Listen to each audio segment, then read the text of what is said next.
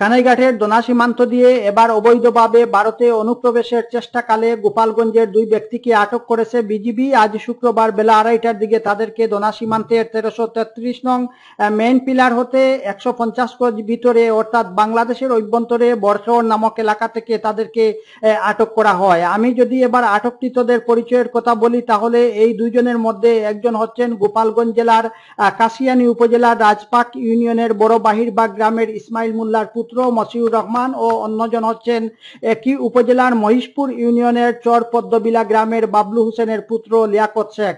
আমি বিশ্বস্ত সূত্রে জানতে পেরেছি যে আটকের সময় বিজিবি তাদের কাছ থেকে বাংলাদেশি 16,000 টাকা ও ভারতীয় 10,200 রুপি উদ্ধার করে। তবে তারা কি কারণে গোপালগঞ্জ থেকে দোনা সীমান্ত দিয়ে ভারতে অনুপ্রবেশের চেষ্টা করে, এমন উত্তর জানতে চাইলে বেশ কয়েকটি সূত্র থেকে আমি নিশ্চিত হয়েছি যে তারা দুজন ভারতের আসাম রাজ্যে ফেরি করে বিছানার চাদর, মশারি সহ বিভিন্ন ধরনের কাপড় বিক্রি করে। তারা 2012 সাল হতে বাংলাদেশের বিভিন্ন সীমান্ত দিয়ে ভারতে অবৈধভাবে যাতায়াত করত।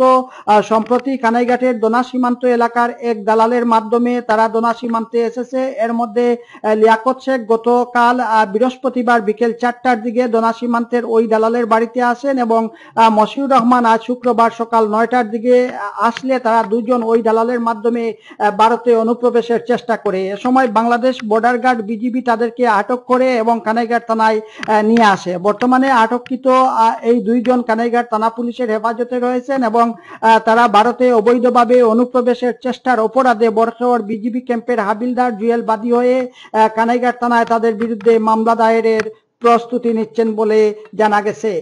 আমিনুল ইসলাম, কানাইঘাট, সিলেট থেকে।